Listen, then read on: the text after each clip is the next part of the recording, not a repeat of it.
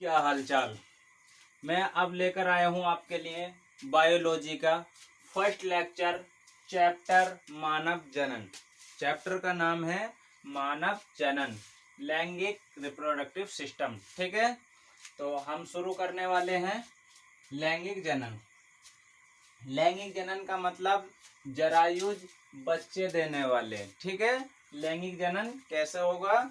जैसे कि पहले मेल गैमेट और फीमेल गैमेट बनेंगे।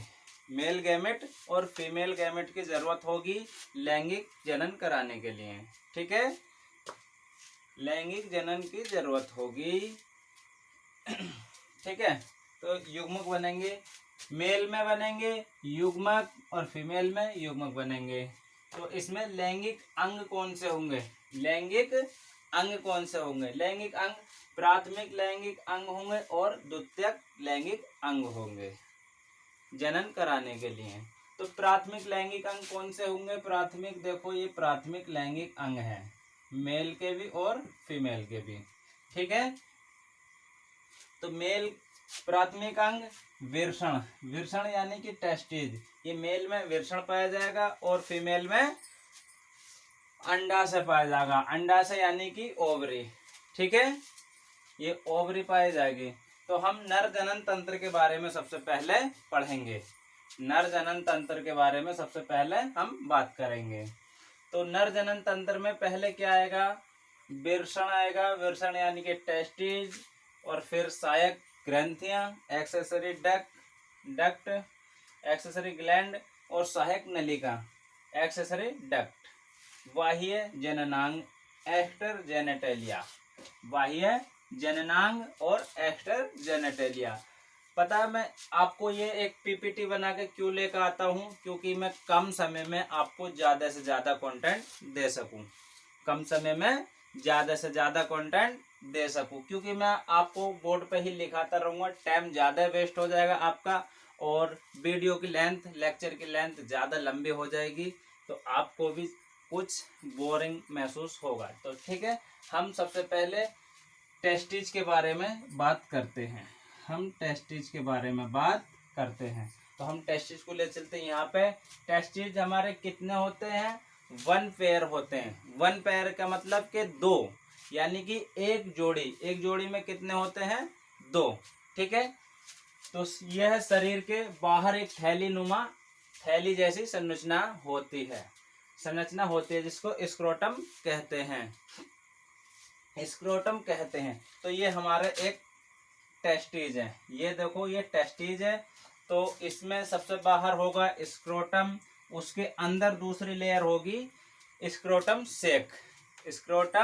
सेक होगी, और फिर ये हमारे ये टेस्टिज होंगे, ये वृषण होंगे। ठीक है, वृषण, और ये एक हमारा थैलीनुमा संरचना है। ठीक है, ये थैलीनुमा संरचना है, ये शरीर से बाहर पाई जाती है।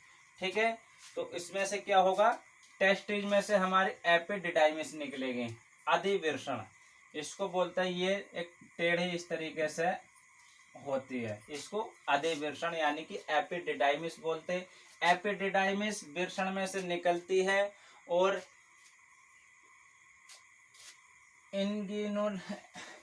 इनग्वाइनल कैनाल द्वारा, इनग्वाइनल कैनाल, ये जो छिद्र है इसमें को ये निकलती है, ये पेट में आंतों के बीच में को होते हुए जाती है। इंग्विनल कैनाल बोलते हैं इसको। ठीक है, तो इसमें क्या पाया जाता है?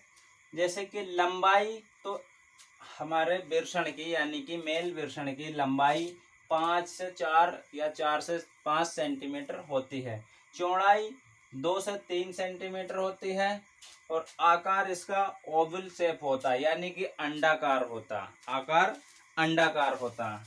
तापमान शरीर से वृषण में 2 से 2.5 सेंटीग्रेड कम होना चाहिए शुक्राणु बनाने के लिए। ये हमारा पूरा वृषण है।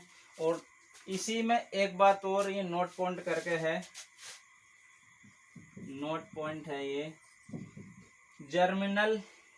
जर्मिनल मसल्स पाई जाती हैं, जर्मिनल मसल पाई जाती हैं।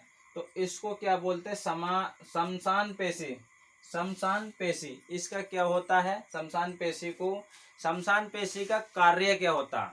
इसका असली कार्य ये होता है, जो क्या बेरसण होते हैं और स्क्रोटम होती है, गर्मियों में इसको नीचा यानी कि शिथिलन कर देती है, ढीला कर देती है, तो शरीर के तापमान से दूर ले जाती है, उसको नीचे कर देती है।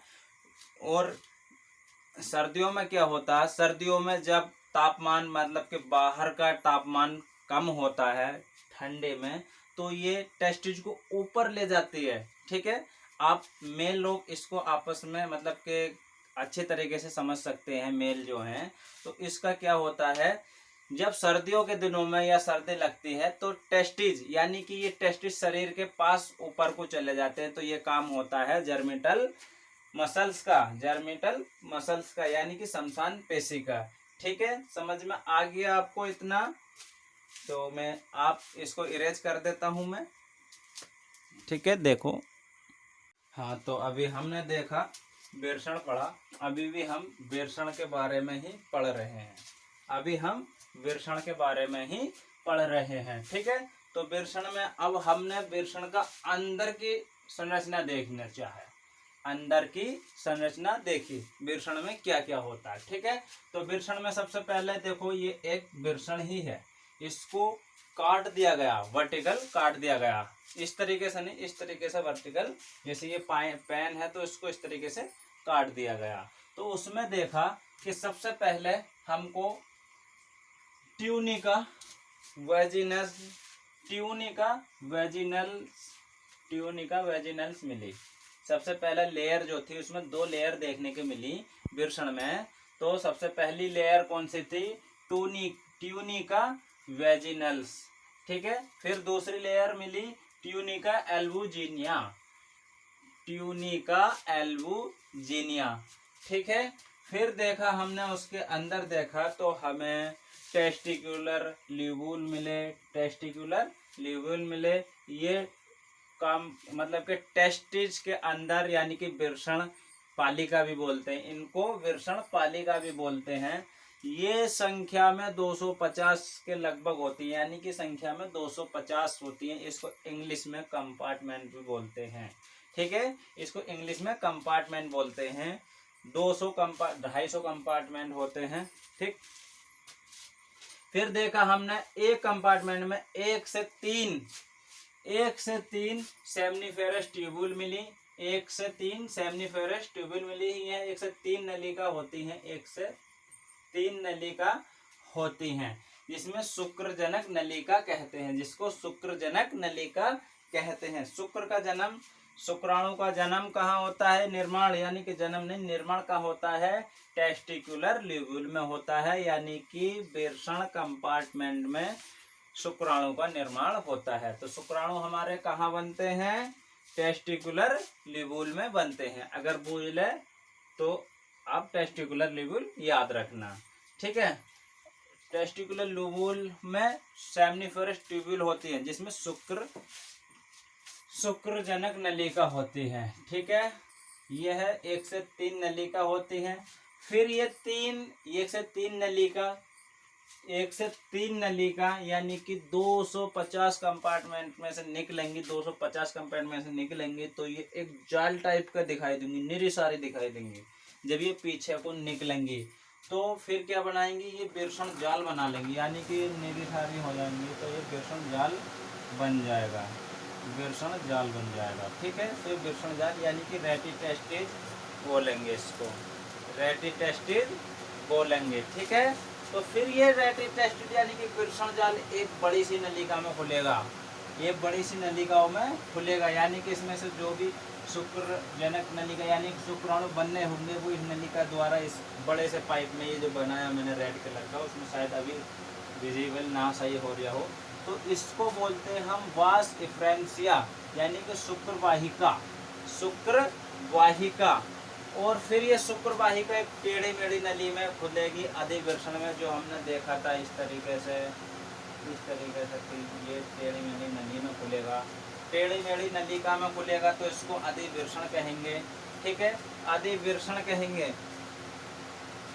फिर हम देखेंगे, फिर अधिवृषण खुलेगा शुक्र वाहक में, शुक्र वाहक में। इसको बोलेंगे वास डिफरेंशिया, वास डिफरेंशिया। ठीक है, ये हमने क्या पढ़ा, ये हमने पढ़ा मानव जनन तंत्र। मानव जनन तंत्र में पढ़ा हमने नर जनन तंत्र।